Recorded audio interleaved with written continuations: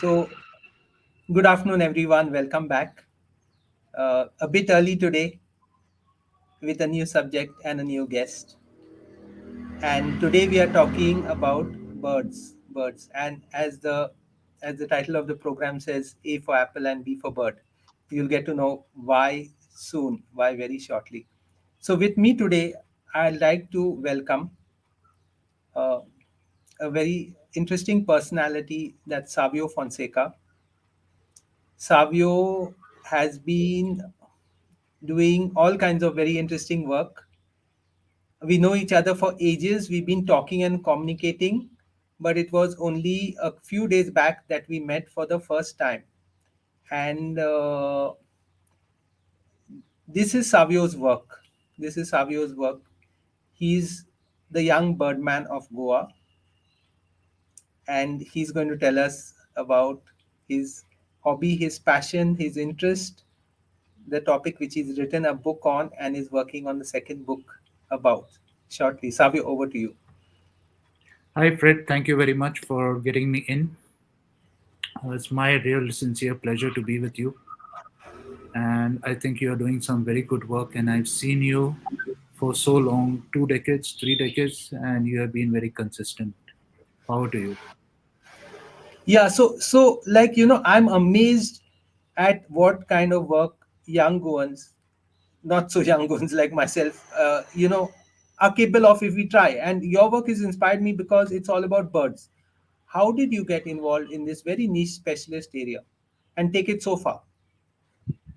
So by the way, Uh, this is Savio's book, okay, which is co-authored, and it's called book Birds of Goa. We'll talk more about that as we go by. But tell us how you got first involved with this very complex subject. okay, so number one was I was a hunt when I was 11. I used to hunt birds. Okay, and I used to have a gun, and those were different times. Conservation hadn't kicked in yet. Compassion, conservation hadn't kicked in yet. But when my son was 11, I think it was karma time because he was more interested in birds, but morely only photographing birds. So I think you're a father, and I've been a father, and I'm sure many fathers out there, their concern is what their child will turn out to be. So it's always a question. You see, if you're a doctor and a child turns out to be a doctor, yes, it's good, happy, happy for all of you. But sometimes you are trying to search what is the best path for him forward. So at a young age, if they show this kind of inclination, I think we only can support them first. But then the So big problem came. Yeah, you were mentioning about how you got started in the Porori of the 80s, right? yes. So What was it like? Porvorim of the 80s was from my front gate to the Saligaon Seminary was pure grassland.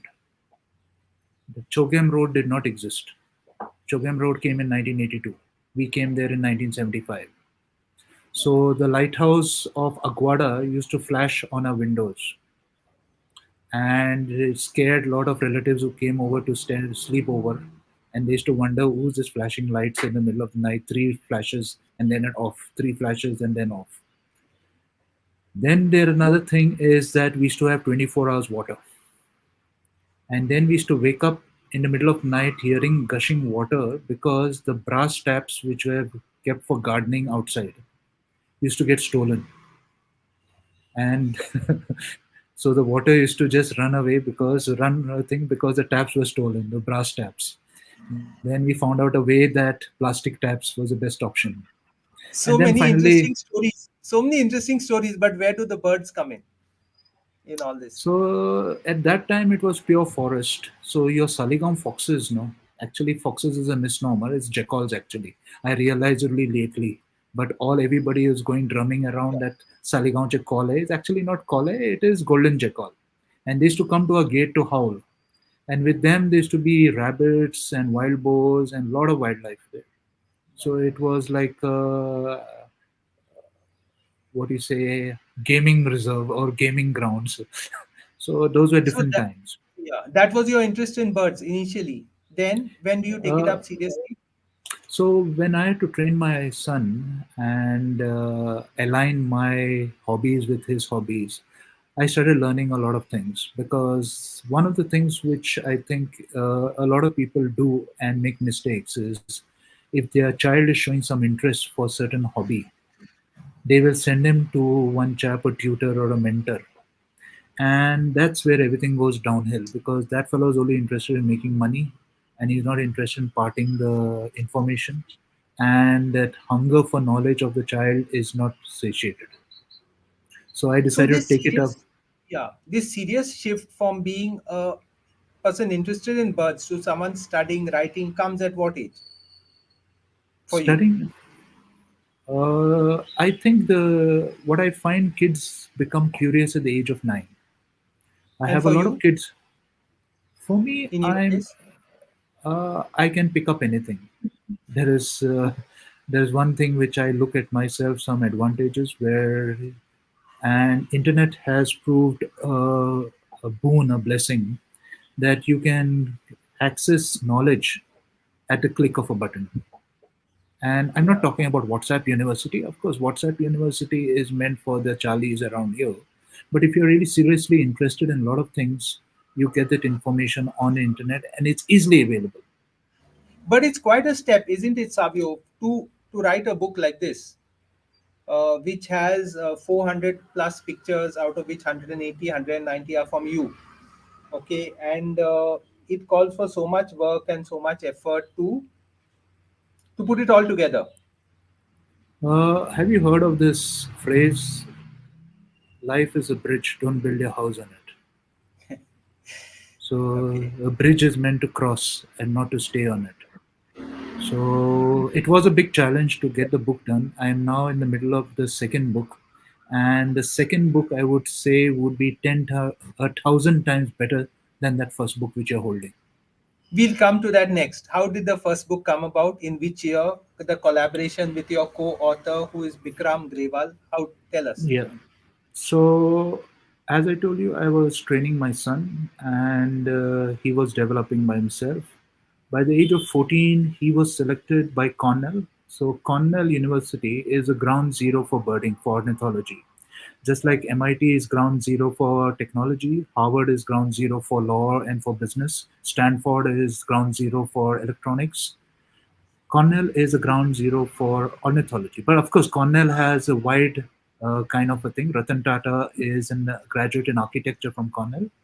Carl Sagan is also was a chair of the astronomy and what do you call it? Not quantum physics, astrophysics department in Cornell. So Cornell is a multifaceted university, and one of them, the ornithology department, is doing very well. It's considered to be the ground zero of ornithology in the world. So he was selected as a young bird of the world in 2014. So I think at that point of time, I needed to let go and let him chart his own course. And at that point of time, Bikram approached me and he said, "You have done so much. You have so much of knowledge about Goa and the birds. Why don't we collaborate and write a book on the birds of Goa?" So things just naturally, the doors naturally just open up. So I approached Nikhil Desai of Goa Tourism. Again, the doors opened up, and it was just smooth sailing ever since then. And we released the book, and it didn't cost them much. It was a kind of very comfortable. They benefited, we benefited, the whole Goa benefited from that. And the Yeah, cost is 499. So we worked it correct. out in a so it was a win-win all for everybody. I was just going to say that it's like about 232 pages in color, and it's full color, and it costs just 499. Is it still in print, or what? Uh, we still have stock. We don't do the reprints, because if we get a chance for reprints, then we'll have to edit it, because the birds have two set of names. One is a common English name, like take for example red whiskered bulbul, and they also have a scientific name. The scientific name, there are, out of those 400 birds in that book, 85 birds, their scientific name has changed. That is significant. So the Changed? names have changed. Yeah, names have changed. I see. Yeah, because I there's see. constant development, there's evolution. That's part and parcel. Because remember that science is not dogmatic. Science is dynamic. Okay, science keeps changing. when it comes across new evidence, it definitely changes. So Interesting. that is one of the reasons why we need to update it. And the So second book, you were talking about the second book which is on its way. yeah, second book would be more detailed.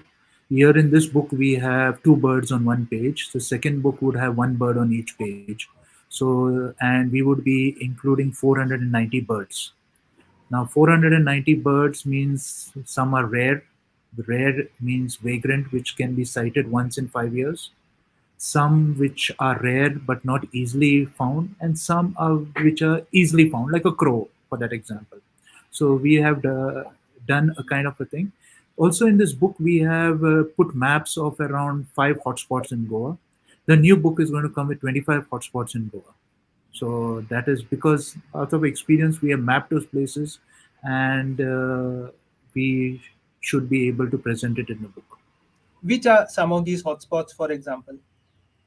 So the traditional hotspots which we have are like Bondla, Karamboli Lake, Kurtori. Kurtori is massive because of the map which you put in the book. Kurtori also extends across the river into Shiroda, Rashol, Shiroda. Then we have put Kotigaon. So the new book would involve like places like Netravali, like Salvador Dumont, uh, maybe Verna. We have included Verna earlier, and Salvador Dumont. We would include Agassine Beach because that is a promising place which is coming up, and many other places like even the Chandanath, not Chandanath Hill, of course Chandanath Chandranath. Hill at Paroda, and Siddhanath Hill at Bori. So these are very significant places that we would be including in the book. It's a very humbling Pardon? experience talking. It's a very humbling experience talking to someone like you, Savio, because one is you know so much. Secondly, there is so much work going on in Goa which we are not aware of. But anyway, Yeah. it's a learning experience all the same. I know a bit about photography, but I know very little about bird photography. It must be tough doing it. What does it involve? I think you need to enjoy it. And you Okay, need the right so license and patience. so I tell you, I have been with Apple associated with a long time because at one point of time I was not into bird photography, but I had many of my clients who were serious into photography and serious like when I can drop names like Prabhuda Dasgupta. Okay, he is considered to be way up on that kind of a thing, but his focus was only fashion and portraits, and he used to shoot in black and white, and he used to shoot on a Hasselblad. Okay, so I shoot only on Canon because Canon is designed for an outdoor photography. There are a lot of benefits which are there about Canon, but there's a lot of things which have rubbed off on me by associating with a lot of my clients in Apple business. And I think life is like you just join the dots. It's not a random place where you are present. You are there because of the past experience and the dots behind you. Very well put. What's the scene like of birding in Goa, Savio? Okay, I now mean, like, birding. how many books, how many, uh, you know, uh, how much awareness? Okay, now there is a kind of awareness now. I think there are authors. There is Heinz Leiner, who unfortunately he's passed away some years back. So he has come with two books. Then there was a mother-son duo of Reena Jain and Natik Jain. They came with two books. I have come with one book. Then there is a lady from South Goa. Her name is Harsha Shetty. She came with a book in Konkani, Goinchin Shivni. I see. And okay, and uh, there's another book which has come, only forest birds of Goa, around 100 species of birds. That is by Paresh Parab, Omkar Darwadkar, and Prasanna Parab. That is another book which has come out. So generally, ours is the most authoritative because we have included all the species. We have gone up to 400. My new book is going to 490 again. And the interest for Goa is mostly incoming, inward. I would say there is a very few kind of people in Goa who are interested in birds. I would not put them more than 100 people. But the major part is tourists from all over the world who come in. And what's significant about Goa? Goa is, I think, on a planetary scale, is just even not even a dot on the planet. Not even a dot. It's just 3,500 square kilometers, 3,702 to be precise. but it hosts 5% of the world's bird. There are around 10,000 birds in the world, and around 500 birds are found in Goa. This is phenomenal. Phenomenal means extremely phenomenal. And if I put it in terms of countries which are hosting birds, of course, number one bird country which hosts maximum number of species is Peru, which is around 2,100 birds out of 10,000 birds. But Goa would come to around 174th among the list of countries, and that If you is treat it as significant. a country, yeah. If you If you treat Goa separate, as a country, and yeah, if you treat it now, if you treat it in terms of per square kilometer, like take for example, place like Kazakhstan has around only 250 birds, and Kazakhstan is the 10th largest country in the world yeah, in terms of geographical area. But Goa hosts around 500 birds, which is double of Kazakhstan. Okay, Goa hosts more number of birds in Saudi Arabia, more number of birds in New Zealand, more number of birds in Japan. That is the kind of a thing which we more number of birds in Iran. So that is the kind of a thing which we have, which is special about Goa. And as a result, a lot of visitors from tourists who come to Goa, they don't come for the sun, sen, or Feni. They come more for the birds. And in fact, I have guys who say we don't want cultural trips, we don't want beach trips, and we just do hardcore birding. They fly in for birds, they fly out of with birds. They don't even have to visit the beach because they've seen an n number of beaches. So the interest for Goa is the birds and such diversity. And now why they don't travel rest of India and travel India? Because rest of India is quite difficult for a foreign tourist. Okay, it's hard on the food, it's hard on the language, it's hard on the lifestyle, it's hard on the hotels, the luxury of hotels. In Goa, we have good infrastructure. Best birding spots are not more than 1.5 hour drive from the best hotels in Goa. So that is how I look at it. And there are a lot of visitors coming to Goa only for the amazing birds. set, amazing set of facts and figures, which is totally mind-boggling. What Yeah. are your suggestions to take birding forward in Goa, both from the rest of the world interest and local interest also, which is less, as you point out? I think Yeah, in Goa, it's very good in the sense you don't need to step out your back door or your front gate. In yeah, your, yeah. Carry on, carry on. I'll repeat again. In Yeah, Goa, you don't have to step out of your compound to see birds. And usually, what I've seen my experience, even in your place, if you sit in your balcony and you go to the back door and all that, in 2 years you would have spotted around 100 species. And this holds good for any place, even in a city in Panjim or in Mapsa. You will get to see around 100 birds, not going beyond the four walls of your compound.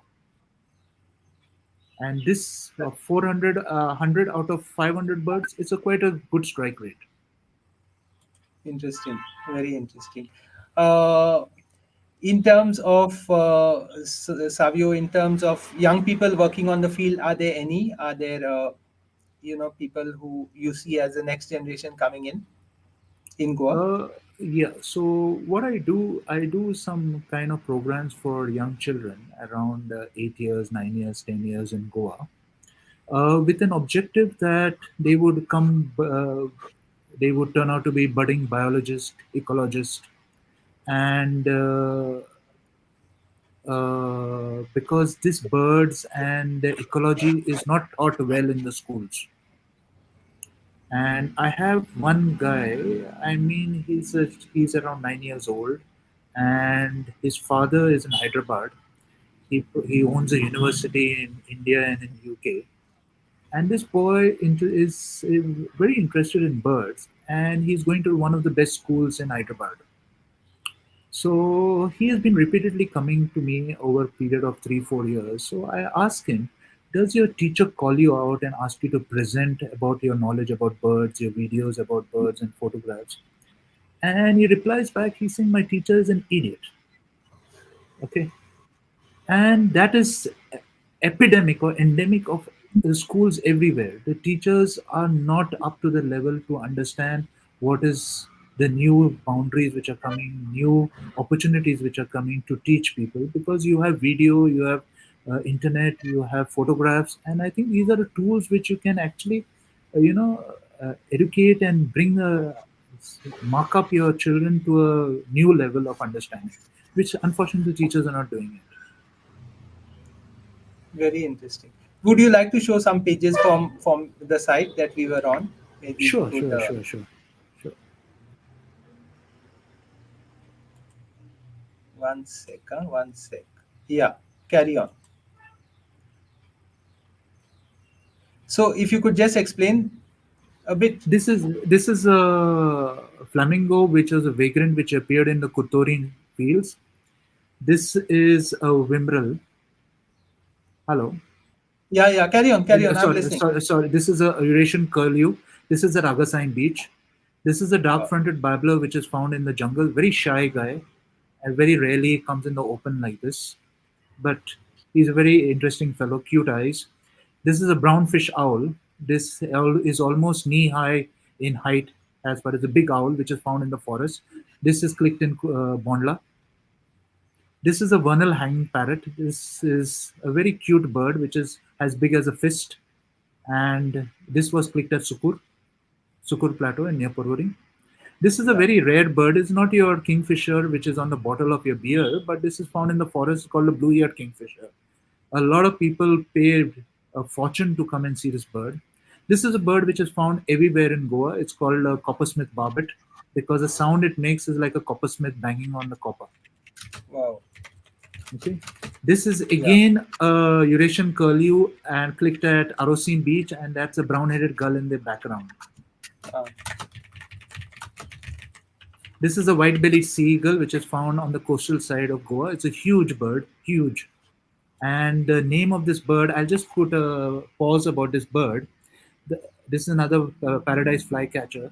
The white-bellied sea eagle, which you saw earlier, in Konkani, it is called kankon.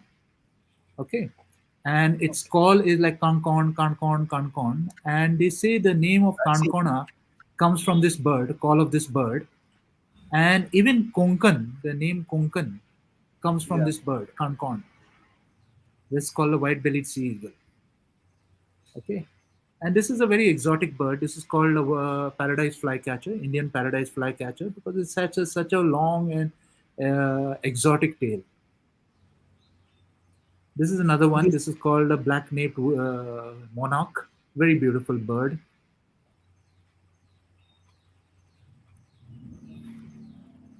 This is another bird found in the forest called emerald dove. Very beautiful, very gracious bird. This is uh, one of the Malabar trogon, one of the most beautiful birds in a Goa forest.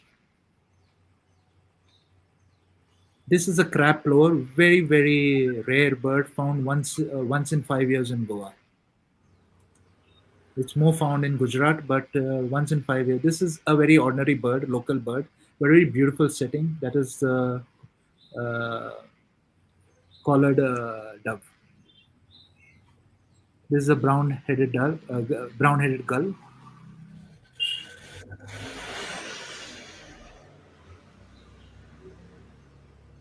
This is a very very common bird in Goa. It's a Brahmini kite. It's more of a scavenger than a raptor. It eats all dead stuff, dead fish, garbage, and all that kind of a thing. This is one of the most beautiful 9 colors in this bird, Oriental dwarf kingfisher. You just can't Wow. describe this bird. Half the size Wow. of a Half the size of a fist. fist. This is called a red spur fowl. It's not a jungle fowl, but another cute bird found in the forest. Red spur fowl. Yeah. This is Eurasian coot, and look at this feet. This is not found in Goa. This is another duck, gray, gray-like goose. This is a pintail ducks, which are migrants coming in from northern Asia, from Siberia onwards, and these are found in plenty in during the season. This is another interesting bird. It's called a spider hunter, very with long beak. It's found in all our gardens. Nice, nice, And this is amazing. a very beautiful bird. It's called Indian pitta. It has 9 colors. In Hindi, it is called navrang. Another Wow. beautiful bird. And barred button quail. It is found in our plateaus. What the mind does not know, the eye does not see. So Perfect. these are all from your website and all your pictures. Yes, yes. All in my pictures. This website is given at the bottom of the page, birding.avoset-pellegrine.com. The spelling is at the bottom of the page. You Yeah. can see it there. Amazing, Savio. So that's having said that. Uh, One last question before we wind up Sure. about your Sure. Apple and about your education at Goa University, Okay. which is in a field totally unrelated from anything close remotely to do with birds. So I did my MMS from Goa University. I passed out in 1991. So the first, it's a 2 year course. The first year was in the old GMC hospital, and the second year was in for the first year the new campus First was batch, inaugurated at the Bambolim Plateau. Taligaon, yeah. So it was traumatic and tragic for both years for us. And you all were Okay, the we first didn't have batch the of that stream MMS. It was new, no? It was brand new that time. ours was a second batch. Ours was the Professor second Sri batch. Kumar, Professor Sri Kumar, and all that. Yes, Professor Sri Kumar also was my guide for my Viva. Very interesting. There are a lot of things which I learned from Professor Sri Kumar. I learned linear programming for him and queuing theory from him, and that actually brought a lot of interest in mathematics. By just a teacher makes a difference, and I would say he's probably the best teacher I ever had in my life. Inspiring guy, I know. Yeah. I know. So at the same time, when we were doing our MMS, the guys in MCA were there along with us, and I still meet them often.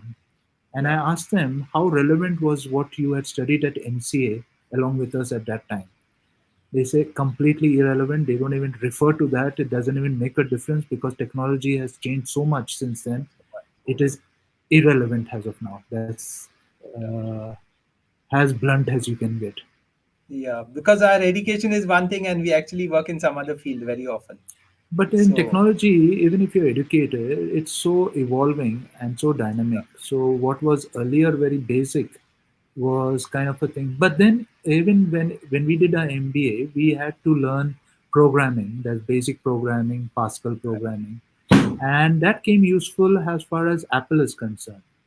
so Now that I question, last question, Apple, how did you reach Apple? so of course I had experience in electronic business. I was with Onida, I was with Iva earlier, and I took into Apple because it was a marketing kind of a thing, and a similar kind of a because we were marketing to premium clients. But over a period of time, then came to challenge because the service was very bad as far as Apple. It was not very represented. Yeah, But Apple has a wonderful policy, which I think continues till today. They don't care what is your background as long as you're ready to learn. So when they wow. recruit it, they don't see whether you're you have a background in technology or electronics or something. They just see how you can get into that. So in 2000, to get certified for Apple for the electronics, Yeah, I had to pass their certification exam, and their certification exam is like 80% to qualify for the certification, wow. and you have to answer like 180 questions in 1 hour. That is approximately 3 questions in an hour, in a minute. And three Shucks. questions, those are like, is the value of the capacitor output going to be minus 2.6 volts or plus 2.6 volts or 2.63 volts or 2.45 volts? So that is a very tricky question because you need to know, and it was a kind of an open book. So you don't have that much of thing to open the book and study that. So it's impossible to check that. Of course, then they started having prometric exams where it was not open book and we were closely monitored. So I clocked 96% out of 100. Wow. And I was the first certified engineer for Apple in India. Wow. That's Yeah. something. What a fascinating story, and so much of information download. One last question: someone might want to know how to get in touch with you. Some email or whatever, mobile or whatever you prefer to give, WhatsApp or So, hello at avocetperegrine.com. hello at abocet.peregrine.com. Avocet-peregrine, not dot Yeah, peregrine. dash. Just a sec. Yeah. Yeah, so that's the contact. Thanks a ton Yes. for all your time, Savio. It's fascinating whatever you told us. I've learned so much from you. I hope the audience also, I'm sure the audience would have learned. And if we get more inspiring people like you, I'm sure Goa can be a totally different place. Thank Understanding you. ourselves, and all the very best. Keep it up. Thank you, Frederick. Yeah, Thank you. bye. Bye. Have a Cheers. good day.